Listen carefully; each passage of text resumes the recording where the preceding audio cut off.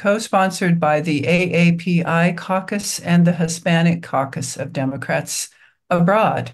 Some of their members will be asking questions today, as will members of the California state team. So while we're waiting, the chat is open. And if you want to enter where you live in the world and where you vote in California.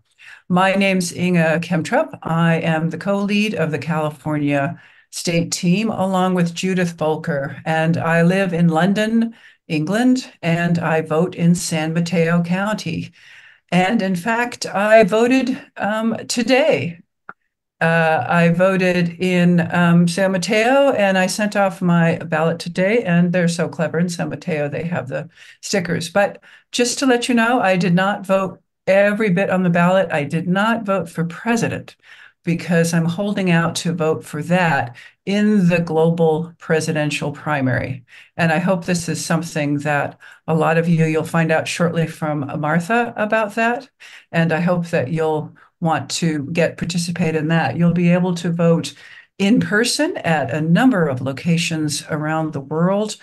You can also vote online, and you can also vote via fax and via post. And so there'll be information as you go on to find out how you can participate in that event, which takes place in Super Tuesday week. And it's pretty exciting. But meanwhile, you do want to get in that California ballot. We have to have, as overseas voters, we have to have our ballots postmarked March 5th, and the ballots have to be received by March 12th. So now I see a bunch of people are talking about where they live. We are wonderfully geographically spread out as usual. People from someone from Mexico voting in Palm Springs, Victoria, BC, Austria, Paris voting in Los Angeles. I wonder if we're equally split between North and South Southern California. I wouldn't be at all surprised. I think when you're overseas, there isn't quite that feeling of competition that there is otherwise. We'll get started. Welcome for those of you who are just arriving. We'll get started in a few minutes. We're welcoming other people as they come in, and our two speakers are online as well. So this is just, here's another London voter who votes in Los Angeles. Fantastic. But we'll be starting soon. Our California state team, we're focusing a lot on getting out the overseas California vote, of course, and also we're working on getting out the swing district vote. And we'll be hearing a bit more about that from our two speakers. I am now going to introduce you to Martha McDevitt Pugh, who's International Chair of Democrats Abroad. She is a fellow Californian, originally from San Francisco, who attended UC Davis and now lives in the Netherlands. Take it away, Martha. Thank you so much, Inga, and welcome everyone. It's great to see folks here today. We've got a really wonderful event planned for you with the Vice Chair and Organizing Director of the California Democratic Party. And you know, one of the questions that people ask is what's happening in California? What are the campaigns doing to win? Of course, what role can we play as Americans abroad? And how are we going to flip some of those key districts? So those are the things that we're going to be talking about today. So great that we're all here. If we could go to the next slide. There we go. So that's the agenda for today. We're going to hear from Betty Yee, who's the Vice Chair of the California State Party, and from Cassandra Chavez, who's the Organizing Director. And we're going to finish on time because that's what we do. So go ahead to the next slide. All right. So, I wanted to mention that it's really important to learn about the work we do in California. Of course, we as Democrats abroad have work to do wherever we are. The California primary is on March 5th. If you're a California voter and you're registered to vote from abroad, you should have already received your ballot on January 20th. And so if you haven't, that's something to look into. And we also have our own global primary in Democrats Abroad that's coming up. So Inga already mentioned that. It's really important that you take care of your California ballot and that you fill that out and that you vote for all of your local offices, and that there's that you return that on time. We can do that digitally and so forth, but we also have our own global presidential primary for Democrats abroad. So we really want to encourage folks to come out to those primaries that are starting on March 5th in that week at 100 locations around the world. So if you go to the next slide. We're so proud of the fact that we have our primary at so many different locations, and it's really the opportunity for people to vote in person. We don't get to do that often from abroad because we're voting by mail, but you'll have that opportunity to vote from abroad at one of those centers in a country near you, if there's a voting center there, and you can also vote by email, fax, and post. And a link to the website is going to be put in the chat box. So just wanted to mention that. And just again, if you're going to vote in the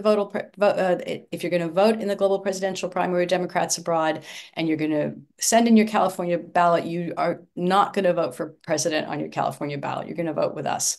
So be sure that you take care of that when you vote.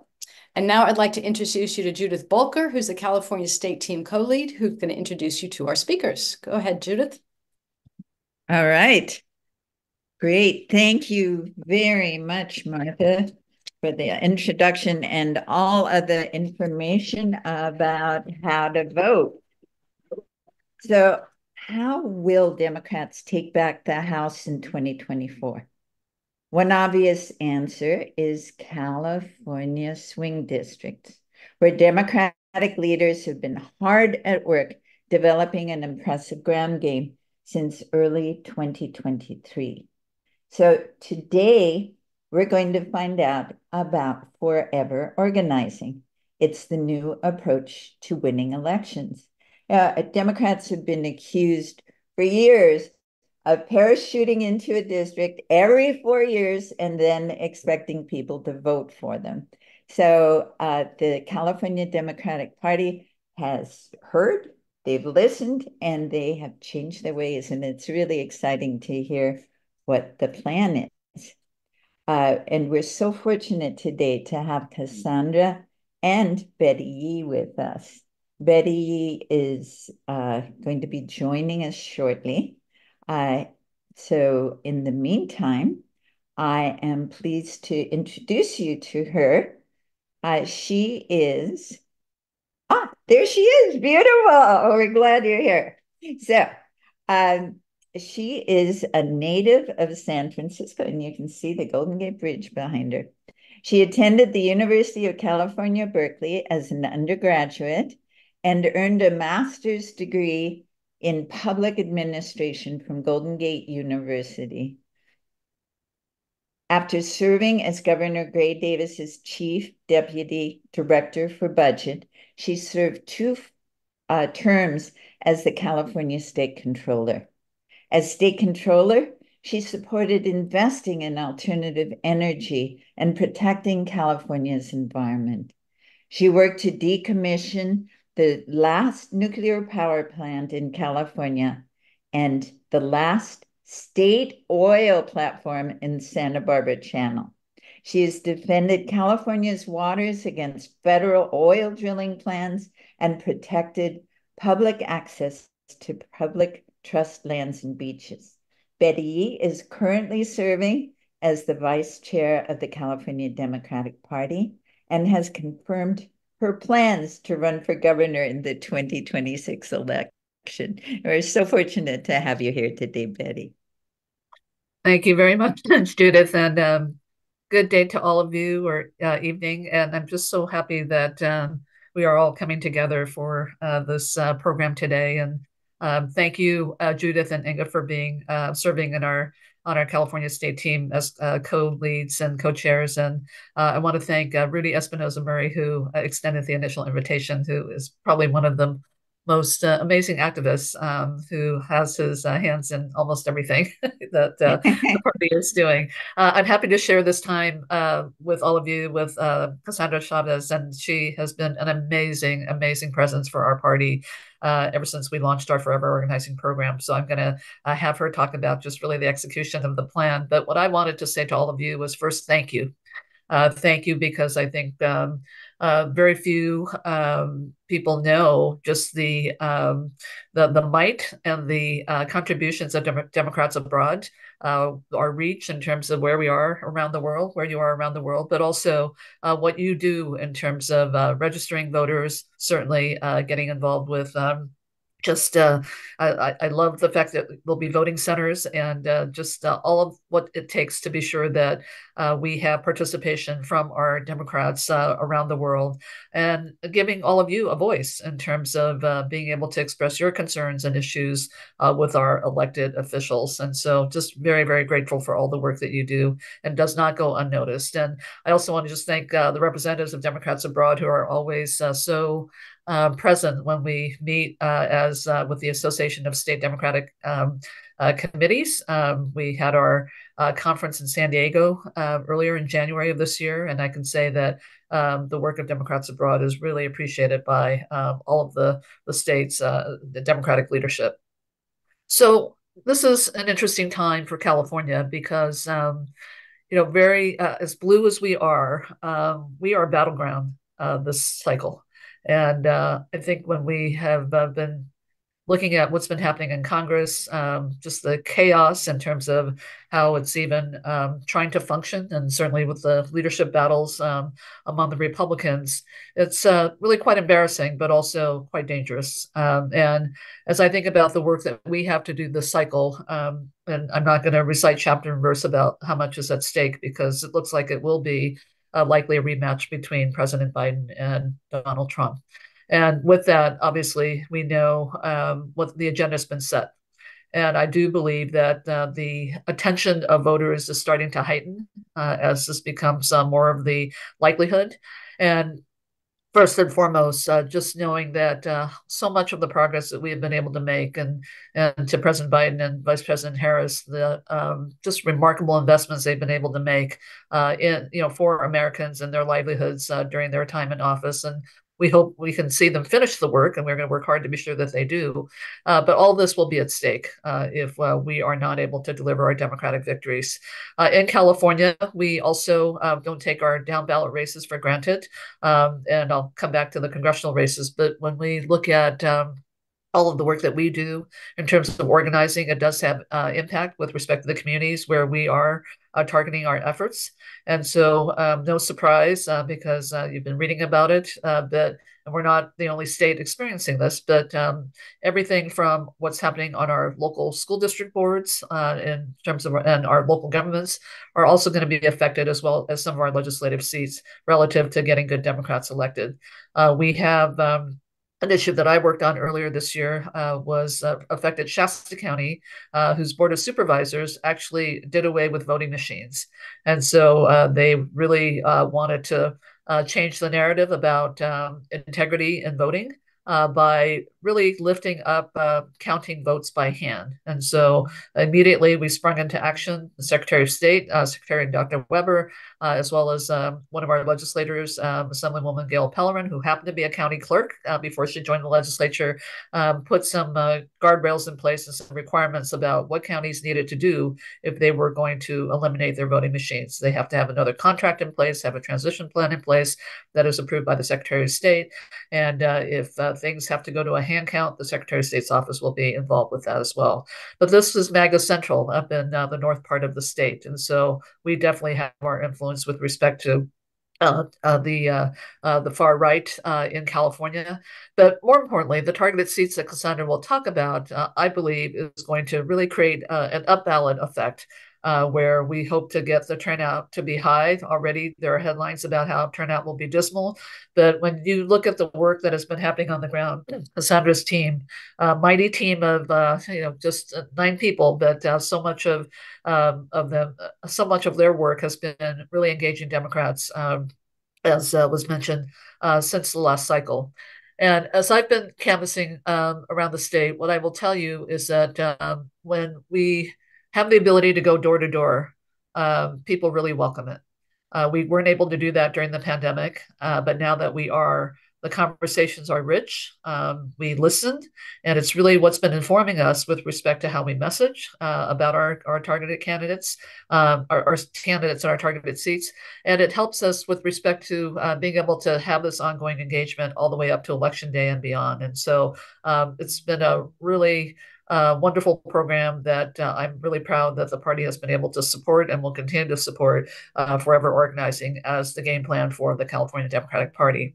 So when I look at what is at stake here in California, it is really the idea that we're a leader here in California. We have strengthened all of our laws with respect to um, um, gun violence prevention, voting rights, right to abortion and contraceptives. And it's all of that is really going to be on the line if we aren't able to deliver our democratic victories. And so all of the work that you do abroad to really help in this effort, I have to say, is really so important, and I'm just so grateful for that. So when we have just pundits that have underestimated California because they always talk about California as being this heavily blue state, we are unlikely national battleground. We have a string of competitive House races that are that we're poised to really have uh, be the critical part of how we're going to win back the House and take back control of the House. We have leaders in both parties that believe that the outcome in California is going to be what determines, just what the agenda will be going forward from 2025 on. And so all of this is just tremendously important. The other thing I will say is when we have the ability to engage our Democrats with the tools that we have, and Cassandra will talk about some of those tools, it has been made our canvassing so effective. We're able to track voters, we're able to track their sentiments, we're able to be much more efficient with respect to how we're reaching out to voters. But more importantly, it's allowing us to reach out to more voters. And so that has been, I think, really part of the game changer of forever organizing as well. And then lastly, because I know we'll have some questions, let me just say that, when I think about this election cycle and the lessons that I've learned thus far from canvassing, it is that, Democrats listen. And this is something that I think people are just pretty fed up about, being barraged by the media, being barraged by just a lot of things that are not quite going right in their own communities, whether it's disruptive school boards to, having just a lot of, just people who are trying to bring in some very, right wing messaging and actions into their areas. People are fed up. And there is this trust factor that I think that's been broken. And so part of what Forever Organizing also does is that it rebuilds trust. I look at everyone who's on the ground right now as a potential trust builder because there frankly is a lot of dis there are disaffected voters who don't believe what they read in the paper, who don't believe what they hear on the news, who definitely don't believe what's going on with respect to politics from any source, except for when they can have a conversation with someone who actually listens and is able to hear about what their particular situation is. And so this is the work that we're doing. And I'm so glad that we're focused today on just highlighting what we're doing here in California for a program that I hope will be a permanent program that can be replicated throughout all of the 50 states in the United States and abroad. So with that, I think, Judith, I will stop there. That just really happy to be here and always never enough opportunities to say thank you for the work that you do, but also very proud to be highlighting our Forever Organizing program with Cassandra today. Lovely. Thank you so much. And I really loved what you said about Democrats being listeners and bringing truth to people because of all the chaos that's going on in the media, the news. So it's really helpful to get that overview of what's happening in California this year. And now, Karen Frankenstein from DPCA, International Secretary, and founding member of the AAPI caucus, is going to ask your next question. Great. Hi. How widespread are Republican efforts to diminish voter participation in California? So, for example, in Huntington Beach, they're requiring voter ID. What's the party doing to tackle this problem that really might leave so many voters disenfranchised? Yeah, no, it's a great question. Thank you for that question. And I neglected to say that aside from just engaging voters, we are in the process of standing up a very robust voter protection program. And so what we do, whether it's through getting the right information out through social media, through our, just troops on the ground, every time there is a report made about, misinformation about voting itself, but also, I mean, we can expect this because particularly if Donald Trump is on the ballot, we saw it happen, the last cycle. So the voter protection program, we are able to recruit, actually last time I think we recruited several hundred attorneys who were actually helping us, and volunteers who are able to respond on the spot so that our activists and whoever is engaging with our Democrats have the right information that they can share back. And it is already happening. And I will say it's very rampant in our ethnic communities. I can say in the API community, particularly, where we have multiple languages spoken. And I will say also, we've been hearing, and Cassandra may be able to comment more about this in the Latino community. There's still this thought that voting is very complicated. I don't know how complicated it is for most people, but we have tried to make it really easy. You can vote on your own time in your own home. I mean, everyone gets a mailed ballot. It is one where I think it's complicated by probably what's on the ballot rather than the actual voting itself. But Republicans are going to take every advantage, not only just in attacking our candidates and our issues and values, but also the very active voting in terms of how complicated it is and frankly, how it's rigged, right? I mean, this was the whole thing that led to the insurrection, and they're not going to let up. Not going to let up because frankly, and this is where I think there's nothing that takes the place of being on the ground and, as Judith says, yes, to bring the truth, but also to rebuild that trust. I always say that our biggest enemy in these campaigns is right-wing conservative media because they fuel this 24 hours a day. And frankly, we know that division makes a profit. And so, for that to happen, that's why voters are disaffected because they don't trust anything that they hear. But the engagement, ongoing, forever presence on the ground, truth tellers and trust builders. I mean, that's what we are. Great. Thank you so much. I'm going to turn it now over to Paula Matos. And Paula is a member of the California State Team Steering Committee. Hi, Paula. Hi, Betty. Thank you so much for being here. And also, Cassandra, thank you for being here.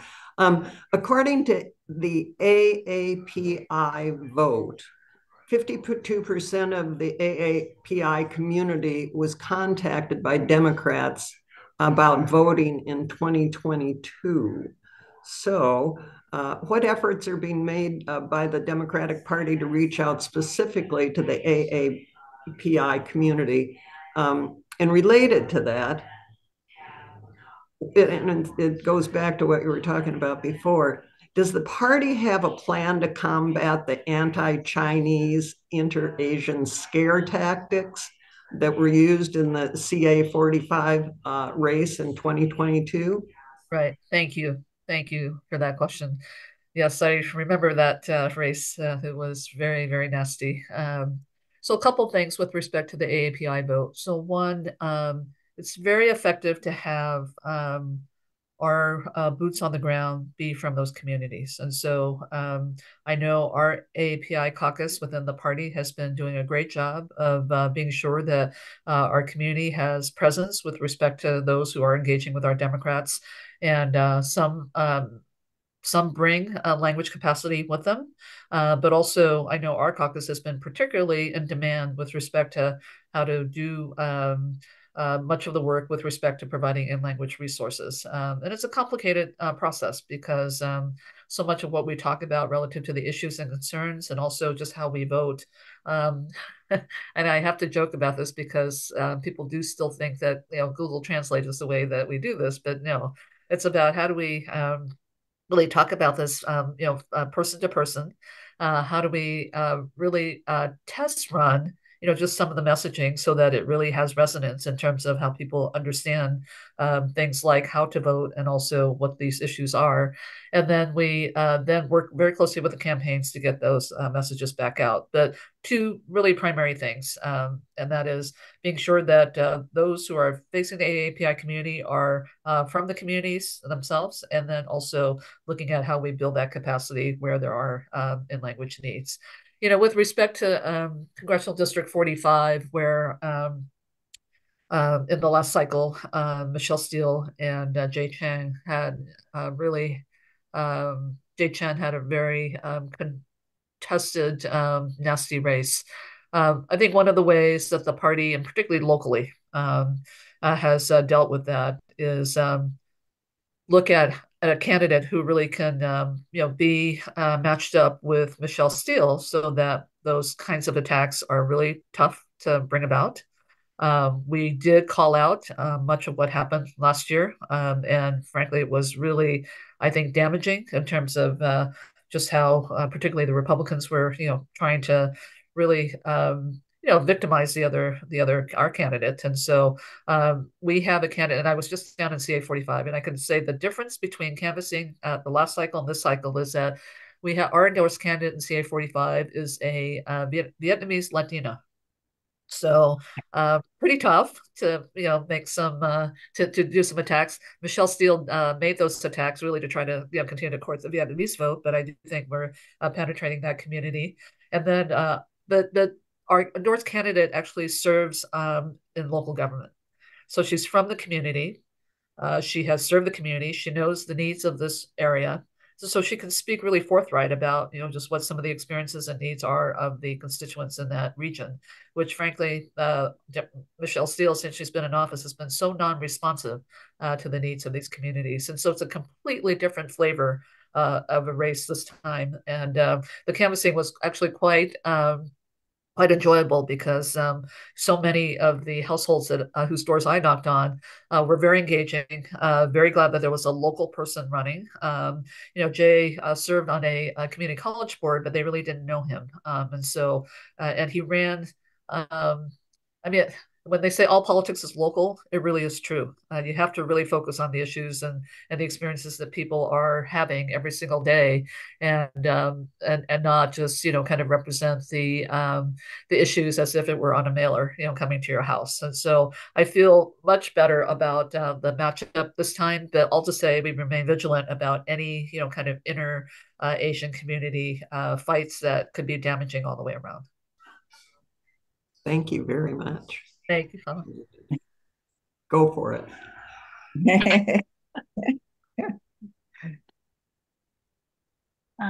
Okay, I'm going to go ahead and ask the next question. So housing continues to be a problem across the state. Hardworking people in California with full-time jobs at major tech companies can't afford to rent an apartment, and they're living in their cars or they're living in their mobile homes. How are Democrats reaching out to this demographic, and what is this housing issue? Yeah, thank you for the question. California is one of the most expensive housing markets in the country, and that probably won't change anytime soon. But it is a housing supply issue at its core. When housing demand is so high and supply is low, it just makes the value of existing housing, just even more out of reach for the average Californian. So I will venture to say that every Democrat who's running for office is and must make housing a priority. I know it's been a priority for me. It was a priority for me when I was controller. And there are a couple of things I think that are going on. One, we do need to increase the supply. And the question is, how do we do this in a way that is one efficient and timely, because people can't afford to be, unsheltered or facing the the imminent threat of becoming unsheltered. And so we need to move at lightning speed in terms of getting more units online. I think there are strategies for how we do that. And we're seeing some models throughout California that seem to hold promise. One is adaptive reuse. So looking at this is happening a lot in Los Angeles, where former warehouse districts are actually becoming new sites for multifamily housing and affordable housing. Affordable still, I think, out of reach for most Californians because it's just very expensive to build housing. On the other hand, if we're able to do adaptive reuse where we don't have to take care of some of those initial costs or already existing structures, that actually does save money with respect to the projects. We're also looking, not that this is a long-term solution, but frankly, a lot of Californians are looking at it as potentially a long-term solution.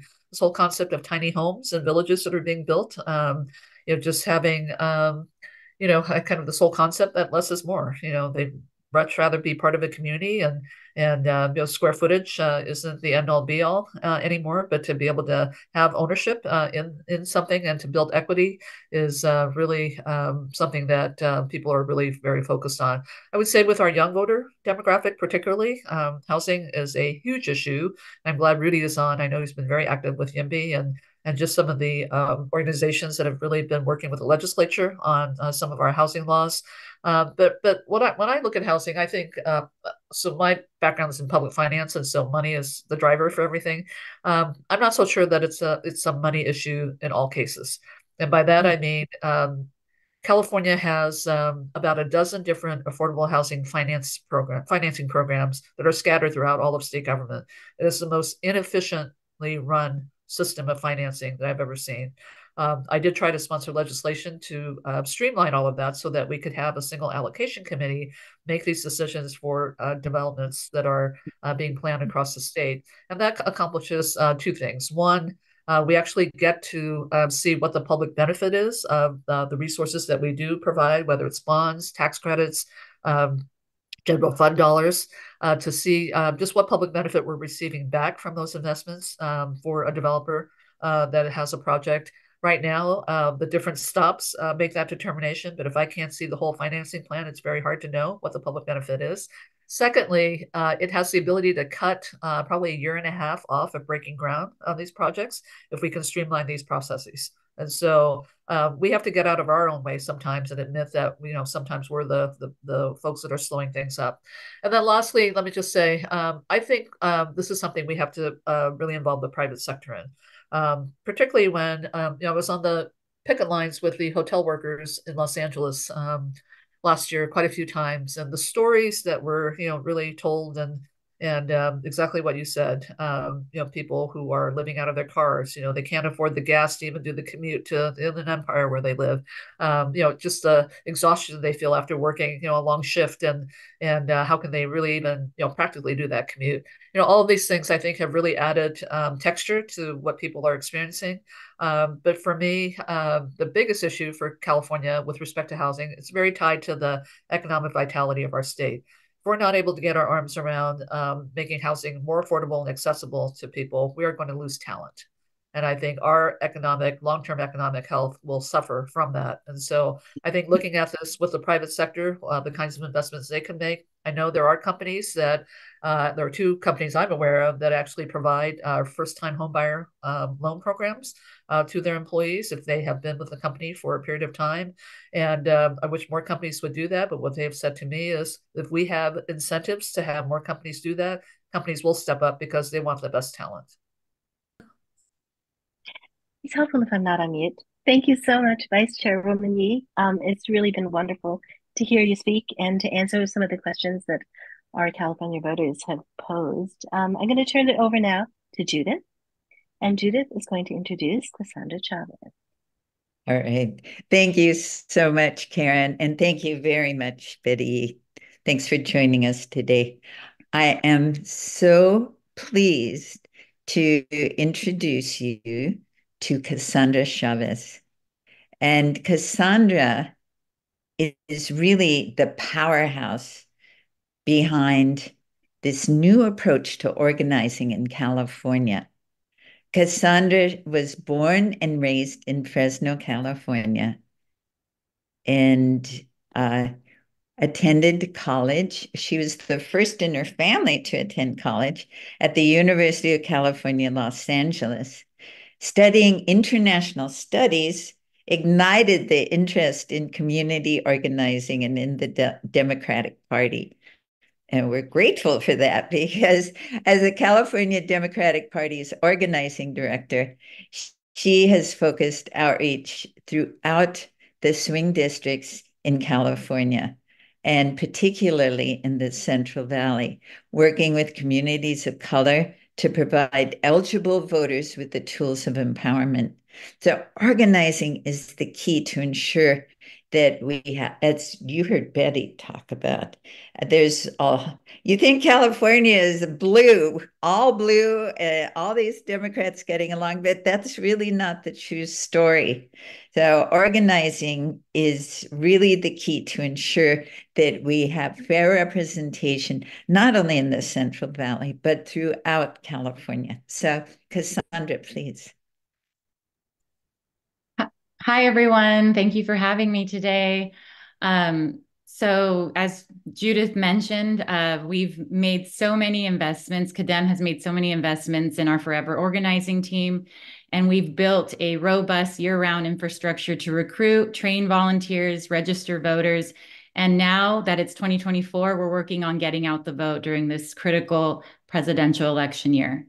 All of this work started in 2022. That's when I started during my time with CADems during the midterm election.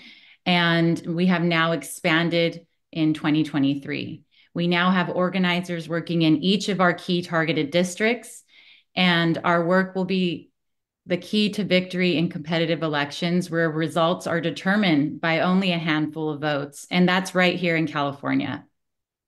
So we have 4 competitive congressional districts rated as red to blue seats across the state. They're also rated as toss-up seats by Cook Political Report, which means that these seats are flippable, right? They are easy to win, or not easy to win, sorry. These are going to be difficult to win, but they are winnable seats. They are flippable, and they are the key to winning back the House this year. And these districts are Congressional District 13, 22, 27, and 41. They're highly competitive, and they are key, as I said, to winning back the House majority. 2 of the most competitive seats are right here in the Central Valley. So these are the 2 most competitive seats in the entire country. Congressional District 13 only lost by 564 votes in 2022. It was the 2nd most competitive congressional seat in the country in 2022.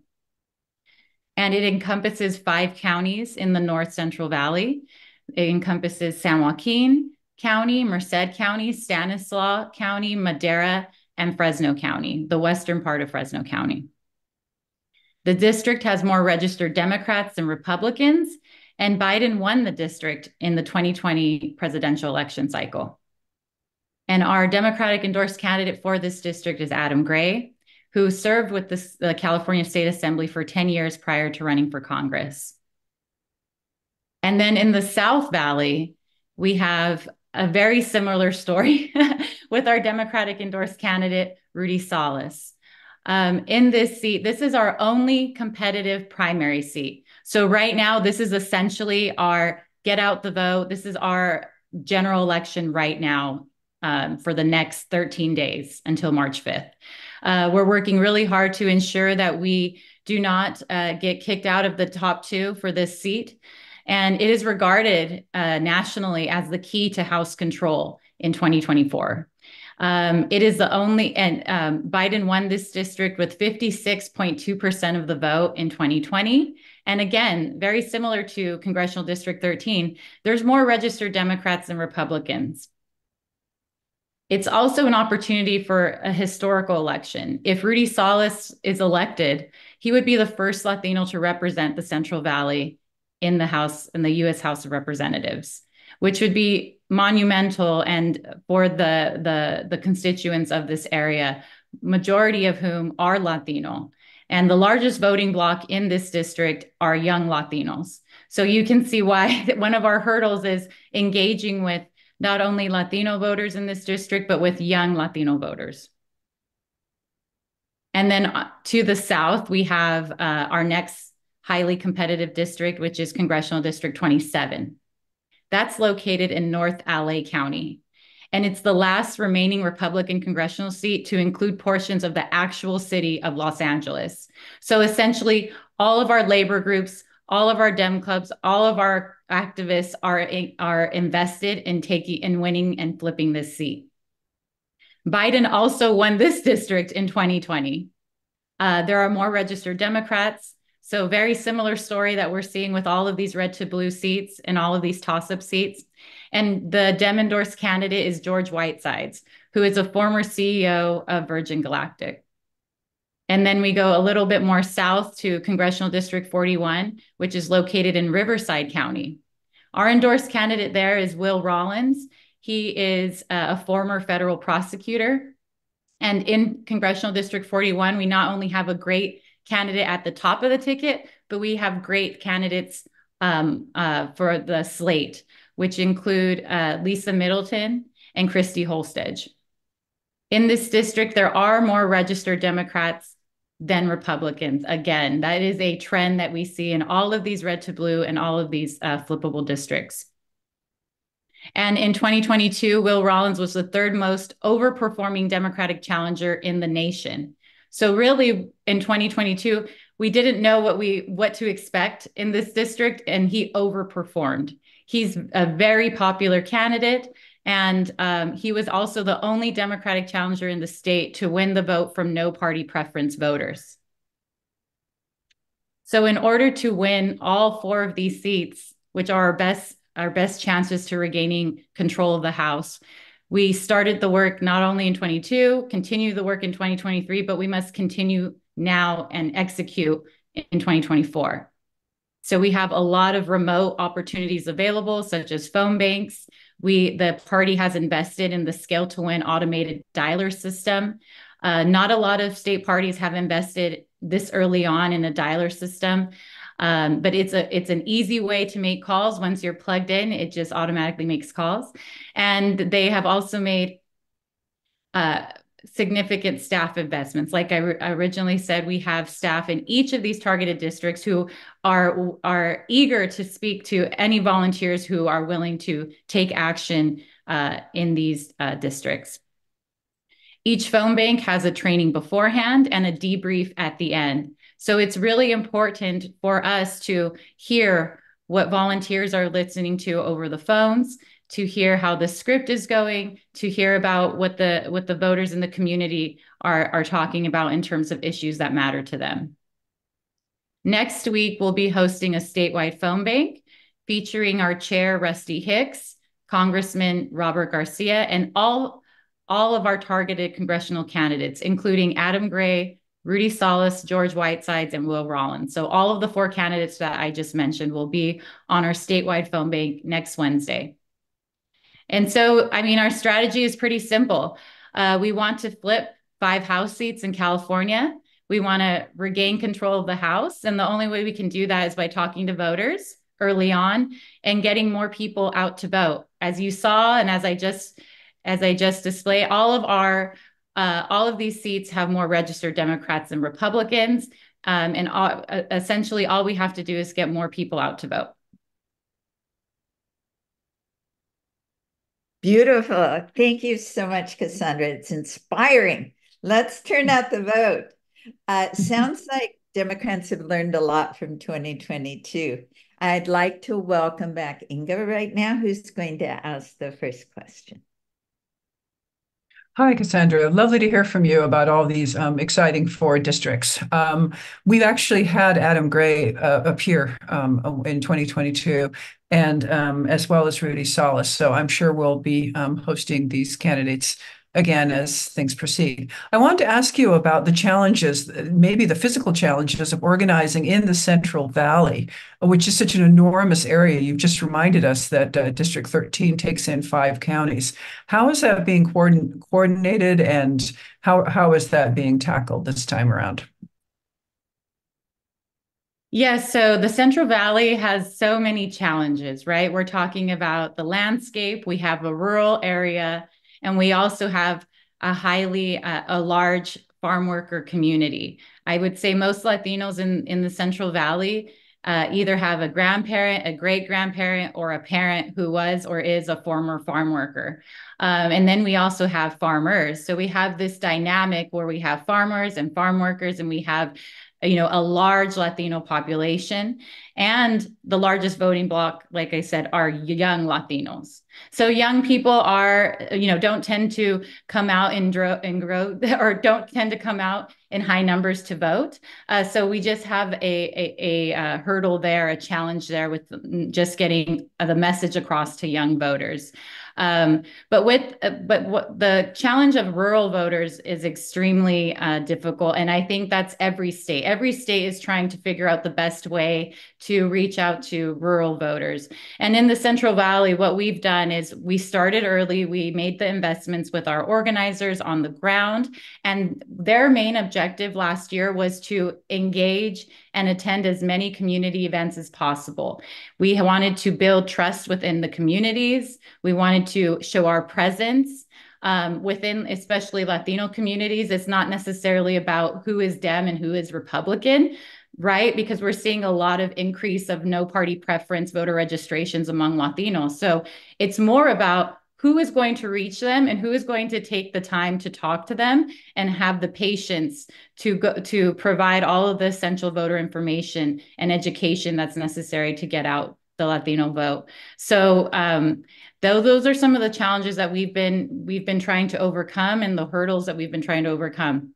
But the Central Valley, my best way of describing it, it's really similar to other states like Arizona, Nevada. It really is the battleground of California. And that's why I think we're seeing so many influences, not only with, the departed Kevin McCarthy and his presence in the district. His district was right next to Rudy Salas's congressional district 22. So there was a heavy presence of Republicans in the district. And so it is all about just reaching voters, talking to them, and ensuring that they have all of the necessary information so they're confident to vote. Thank you. It's great to hear about all these efforts taking place over such a challenging area. The next question will be asked by Juan David from the Paris, France chapter. Great. Thank you so much, Inga. So the next question is actually regarding my district, Congressional District 22. It's my hometown. It's where I vote, where my family votes. So there are two competitive Republicans and two competitive Democrats are running in this race. In California's jungle primary system, the top two vote getters advance in the general election, regardless of party. This means that sometimes two Republicans or two Democrats are on the general ballot. Based on the polling, there is a nightmare scenario where too many Democrats will sit out the primary election. The top two candidates are both Republicans, meaning that Democrats are locked out from winning this seat in November. Can you speak more about this? And then you mentioned a little bit more earlier, is there a particular message being used for Latino voters in this district? Oh, yes, we've been tracking this. We've been anticipating this situation in the 22nd Congressional District. So thankfully, this scenario is not in any other district. So really all of our focus right now is on the 22nd for the primary, since it is our only competitive primary district. This district has been attracting a lot of attention. It's been the headline story. Last week, it was the headline story twice in Politico. And it's been attracting attention for many reasons. It's a very interesting district with interesting candidates running, not only for the Democrats, but also for the Republicans. So currently we have the Republican incumbent, David Valadao, who is one of two Republicans left who have retained their seat after voting to impeach Trump. So out of the 10 that voted to impeach Trump, only 2 remain, and Valadao is one of them. So that gives us kind of an interesting candidate, right? We have a Republican who has voted in line with the GOP, voted in line when Trump was in office, but is being described as a moderate, right? A moderate Republican. And then we have a MAGA extremist who threw their hat in the race, Chris Mathis or Matisse, he goes by both. And he is a very extremist, MAGA extremist in this race, and obviously would be a nightmare scenario to have him as one of the top 2 after March 5th. And then making this race even more complicated is that we have another Democrat who is currently on the ballot, but who is making little to no effort to win this seat, but whose name recognition is enough to garner votes and is enough to ensure that Rudy Salas is not one of our top 2 candidates after the March 5th primary. So that is kind of the situation, I would call it the nightmare situation that we're currently dealing with in the Congressional District 22.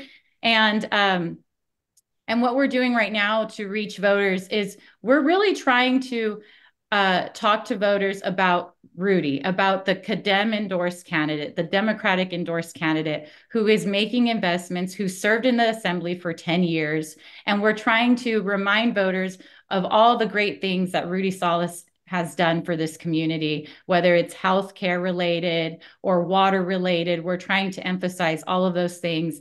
And then Rudy is also the only candidate endorsed by the Reproductive Freedom for All, and he's also been endorsed by the United Farm Workers. He's been endorsed by Dolores Huerta, Senator Padilla, Nancy Pelosi, the list goes on. So we're really trying to remind voters, of the connections that Rudy has with the community from his work in the assembly, and also just all of the support that he's garnered over the last, few years in this district.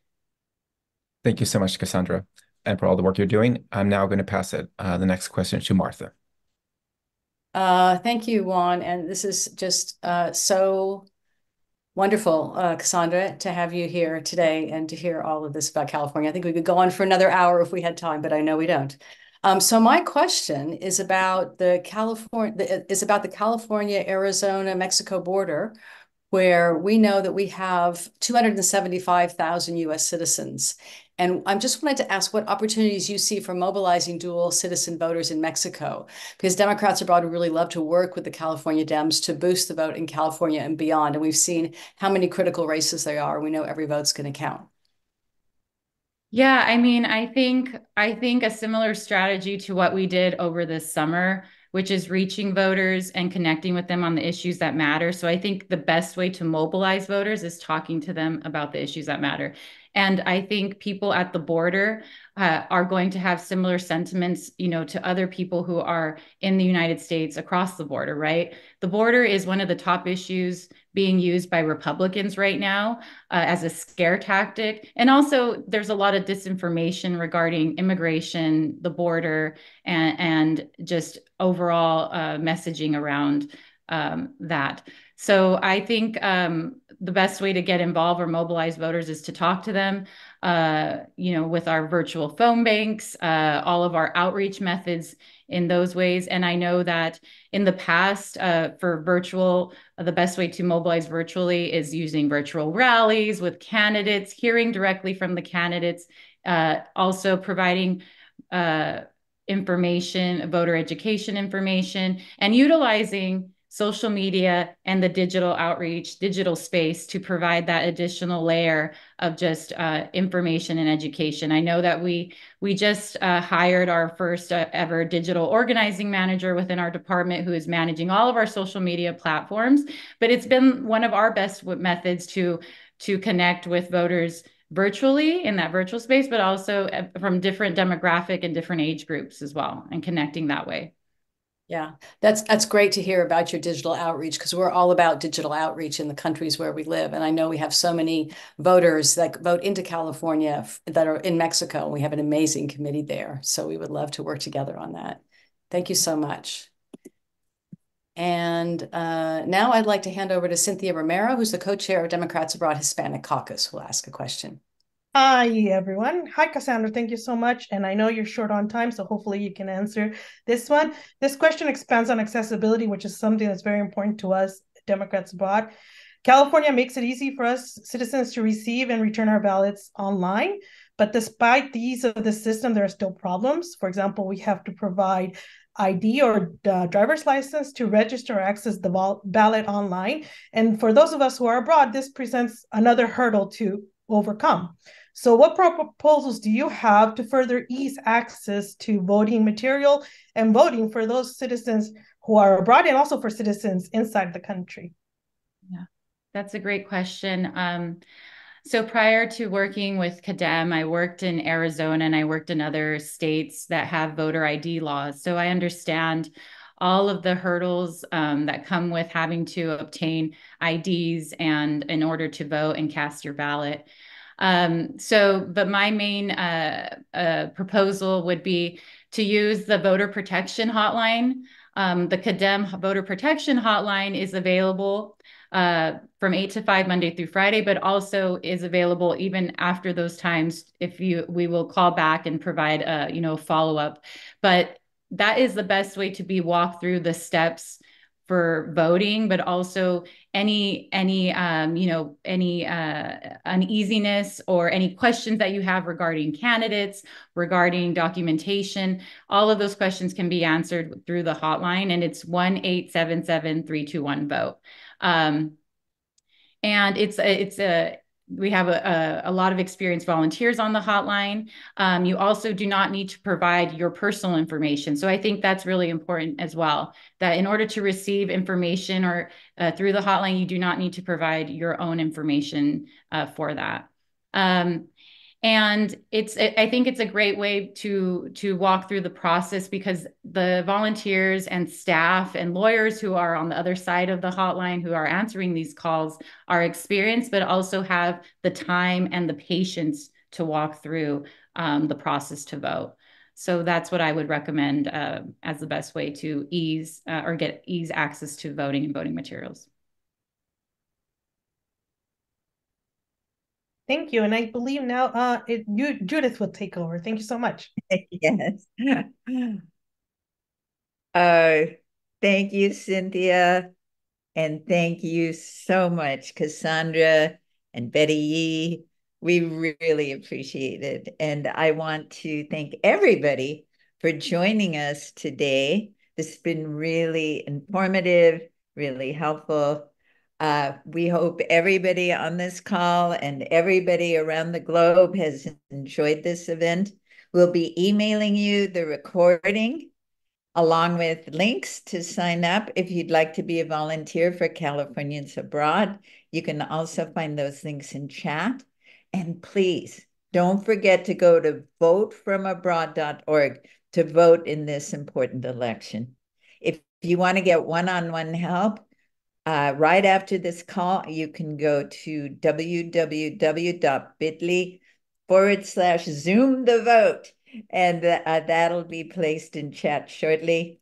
Have a great day, everybody, and wherever you are in the world. And thanks again to Cassandra Chavez and Betty Yee for joining us for this great event. Goodbye, everybody. So much. Bye-bye. Thanks, everyone.